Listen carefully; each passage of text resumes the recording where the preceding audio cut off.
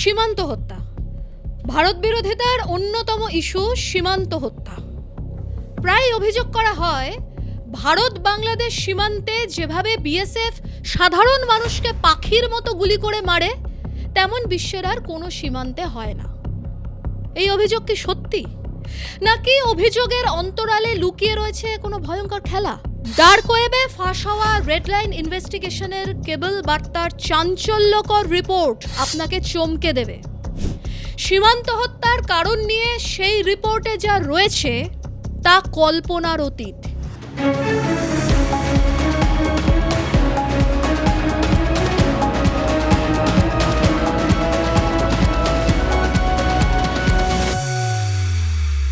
প্রতিবেদন শুরুর আগে দুটো ছবি দেখুন। এটা হলো আরটিভির প্রতিবেদন। সেখানে টাইটেলে লেখা রয়েছে, টাকার লোভে প্রথমে বিএসএফ ডেকে নেয় দুজনকে, পরে মিলল গুলিবিদ্ধ লাশ। আরটিভির এই টাইটেল দেওয়া প্রতিবেদনের পরেই বাংলাদেশের এক জনপ্রিয় ইউটিউবার ইমন তালুকদার একই কথা প্রচার করতে শুরু করে। ইন্ডিয়ার বিএসএফ বাংলাদেশের দুইটা যুবকরে টাইম নিয়ে তাদের ইন্ডিয়ার সীমানার ভিতরে নিয়ে গেছিল। আজকে মরদেহ ফেরত দিল বিএসএফ রা আমাদের বিজিবির কাছে, পুলিশের কাছে, বর্ডার এলাকায় মরদেহ ফেরত দিছে। আপনাদের এই দুটি পোস্ট দেখে এটা নিশ্চয়ই মনে হচ্ছে বিএসএফ বাংলাদেশ সীমান্তে ঢুকে দুই যুবককে তুলে নিয়ে গিয়ে গুলি করে দিল। সত্যি কি তাই? আচ্ছা, বিজিবি মানে বাংলাদেশ বর্ডার গার্ড কি বলছে? শুক্রবার রাত 11টার দিকে আনুমানিক 15 জন বাংলাদেশি চোরাকারবারি ভারতীয় চোরাকারবারিদের সহায়তায় ভারতের আভ্যন্তরে ধ্বজনগর পাথারিয়াদার এলাকায় প্রবেশ করে এবং ভারত থেকে চোরাচালানের মালামাল নিয়ে ফেরার সময় বিএসএফ এর টহল দল তাদের বাধা দেয়। বাংলাদেশের চোরাকারবারিরা বিএসএফ সদস্যদের ওপর চড়াও হলে তাদের মধ্যে হাতাহাতি ও ধস্তাধস্তি হয়। হাতাহাতির এক পর্যায়ে বিএসএফ সদস্য চোরাকারবারিদের লক্ষ্য করে দুটি ছররা গুলি ছোড়ে। তাতে মোহাম্মদ মুরসালিন এবং আরও একজন আহত হন। পরে ভারতের হাসপাতালে চিকিৎসাধীন অবস্থায় তাদের মৃত্যু হওয়ার তথ্য বিএসএফ এর পক্ষ থেকে বিজিবিকে দেওয়া হয়। এবার আসি আরও কিছু ইন্টারেস্টিং পয়েন্টে। পুরো ভিডিও দেখবেন, কিন্তু পরতে পরতে রয়েছে রহস্য, রোমাঞ্চ। দুই বাংলাদেশি যুবক নিহতের ঘটনায় নিন্দা জানিয়েছে বাংলাদেশের বেসরকারি সংস্থা আইন ও সালিশ কেন্দ্র, অর্থাৎ আসাক। মানে একটি এনজিও, মাথায় রাখবেন কিন্তু একটি এনজিও, কারণ এর তার জুড়ে রয়েছে পরবর্তী প্রত্যেকটি পর্বে। আপনারা অনেকেই এই দৃশ্য দেখে অভ্যস্ত।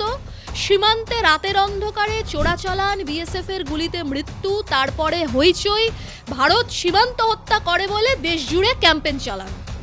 এটা নিছক ঘটনা বা সেই ঘটনা থেকে জন্ম নেওয়া কোনো ক্রোধের বহিঃপ্রকাশ নয়। এই পুরো ক্যাম্পেইনে রয়েছে মেটিকিউলাস ডিজাইন। সেই পর্বে আসার আগে কয়েকটি চিত্র পরিষ্কার করে নেওয়া যাক, তাহলে পুরো বিষয়টি প্রত্যেকের কাছে পানির মতো সাফ হয়ে যাবে। সীমান্তে শূন্য লাইন রয়েছে, মানে দুই দেশের সীমানার মধ্যবর্তী ফাঁকা স্থান। সেই থেকে 150 গজ দূরে ভারত চুক্তি অনুসারেও নিজেদের সীমান্ত সুরক্ষার স্বার্থে কোটি কোটি টাকা খরচ করে কাঁটাতারের প্রাচীর গড়ে তুলেছে।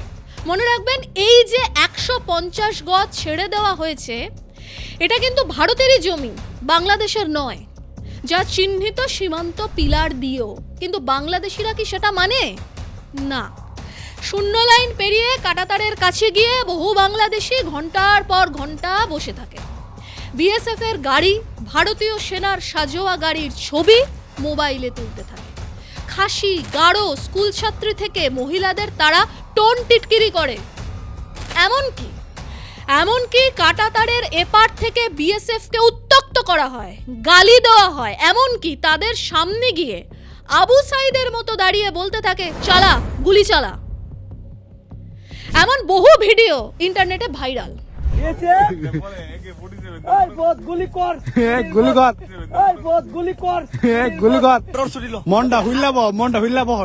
দেখুন বন্ধুরা, এই যে একটা ভারতের বিএসএফ, সে ফাঁকা মাঠে গুলি ঘাড়ে নিয়ে হাঁটতেছে। হঠাৎ আমাকে দেখা মাত্র এখন আমার দিকে আসতেছে, মনে হইতেছে আমাকে কিছু বলার জন্য আসতেছে।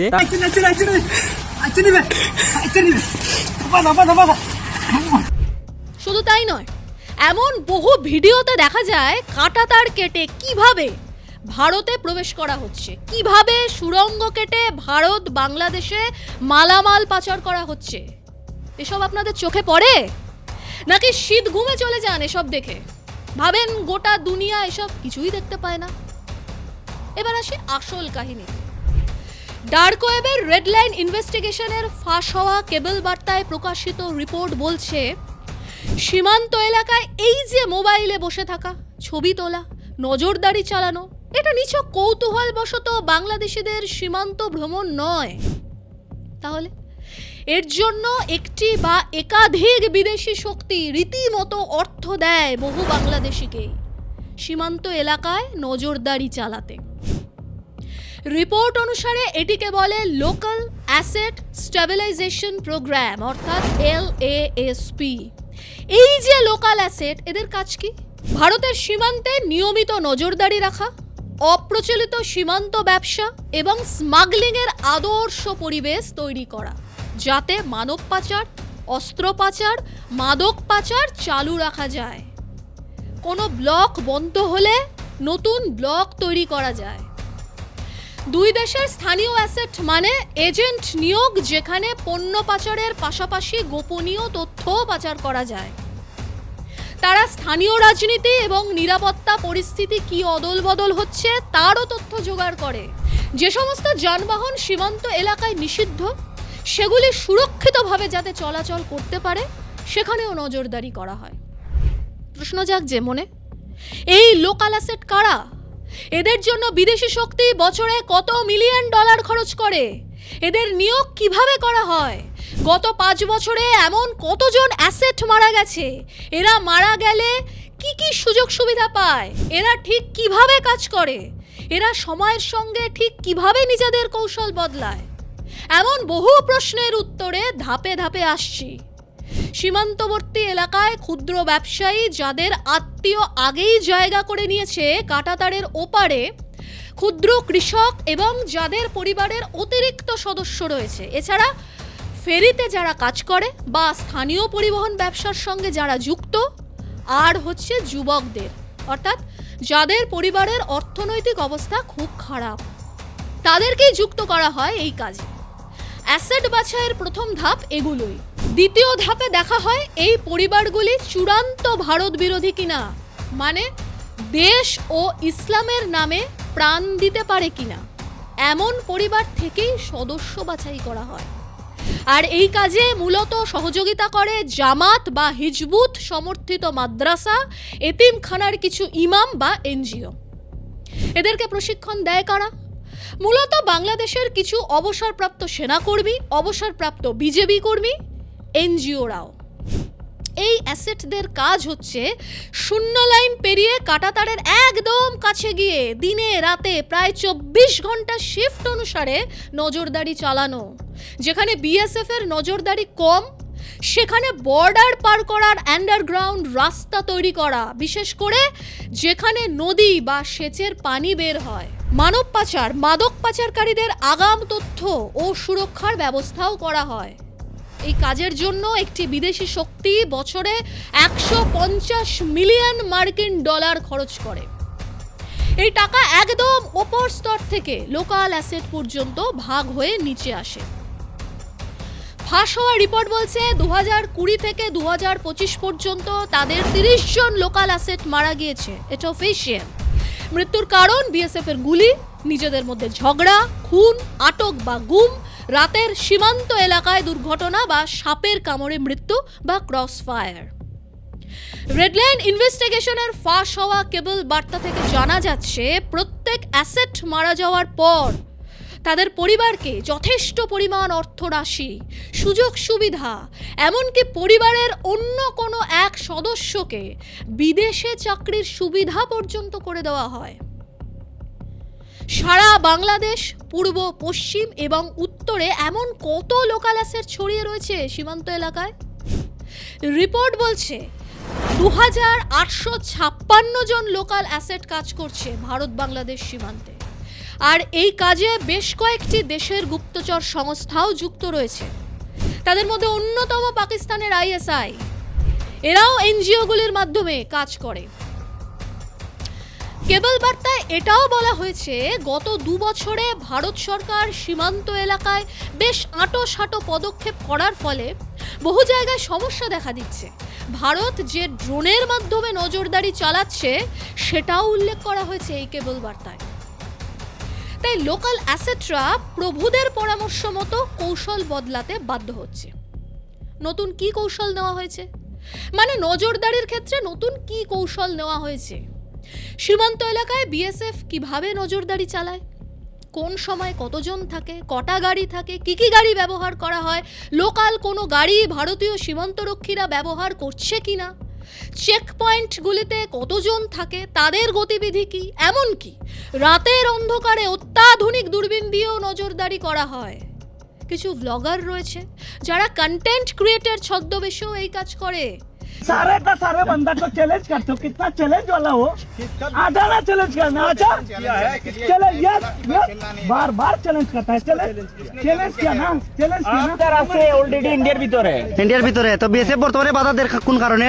নতুন ফিলার যেগুলো দিছে এগুলা মূলত এই যে জায়গাগুলা এগুলো মূলত বাংলাদেশের। এখন নতুন ফিলার বসানোর পর থেকে এখন তারা প্রতিনিয়ত আমরা বাংলাদেশের ভিতরে ঢুকিয়া যে পরিমাণ বাধা দেয়, তারা গরু মহিষ ঢুকলে, মানুষ ঢুকলে যে পরিমাণ বাধা সৃষ্টি করে, আজকেও সেম সিস্টেমে তারা এসে আমাদের বাধা দেওয়া। ফেসবুকে তারা ভিডিও শেয়ার করে। এই ভিডিও আসলে ক্রস বর্ডার দ্রুত ইনফরমেশন শেয়ার হিসাবে কাজ করে। কত জায়গায় ফেন্সিং হচ্ছে, কত জায়গায় টাওয়ার বসছে, নজরদারির জন্য পোস্ট তৈরি করা হচ্ছে, সমস্ত তথ্য থাকে। সেখানে কতজন কোন সময় থাকছে পুরো পুঙ্খানুপুঙ্খ হিসাব রাখা হয়। এমনকি রাতের অন্ধকারে কাঁটাতারের কাছে এসে টহলরত বিএসএফ কর্মীদের বাংলাদেশি নারী সরবরাহ করা বা হানি ট্র্যাপ করার চেষ্টা করা হয়, যাতে নতুন রাস্তা তৈরি করা যায়। দেখুন সেই ভিডিও। लड़की देगा ना, लड़की मेरी देगा लड़की कहाँ मिलेगा? আপনার দুইজনকে একটা দেगा।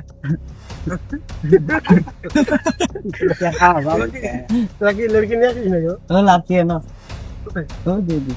যেহেতু বর্ডার গার্ড বাংলাদেশের সদস্যরা শূন্য লাইন পার করতে পারে না, অথচ এই লোকাল অ্যাসেটরা স্থানীয় নাগরিক বলেই কাঁটাতারের কাছে এসে কর্মকাণ্ড চালায়। আর কখনো কখনো সীমান্ত পার করে অপকর্ম করতে গিয়ে বিএসএফ এর গুমটিতে হামলা চালানোর পরিকল্পনা করতে গিয়ে বিএসএফ এরই গুলি খায়। সেই ঘটনা প্রকাশ্যে এলেই গোটা দেশ জুড়ে কান্নার রোল পড়ে যায়। ডিপ স্টেটের মদতে একটা অংশের মিডিয়াও মাঠে নেমে পড়ে গুজব ছড়াতে, যেমন এখানে RTV করেছে। আপনারা যদি সত্যি দেশপ্রেমিক হন, প্রশ্ন করুন সীমান্তে 150 গজ টপকে কাঁটাতারের কাছে এই অ্যাসেটরা কি বিনোদন দেখতে আসে? এই কাঁটাতারের বেড়া কি রাজু ভাস্কর্যের মতো দ্রষ্টব্য, নাকি 32 নম্বর ধানমান্ডি? আর বাংলাদেশ বর্ডার গার্ড তারাই বা কি করে রাতের অন্ধকারে? কেমন লাগলো আজকের প্রতিবেদন? লিখে জানান কমেন্টে। সেই সঙ্গে এমন বিস্ফোরক তথ্য সমৃদ্ধ ভিডিও পেতে চ্যানেল সাবস্ক্রাইব করতে ও শেয়ার করতে ভুলবেন না। দেখতে থাকুন জিও পালস।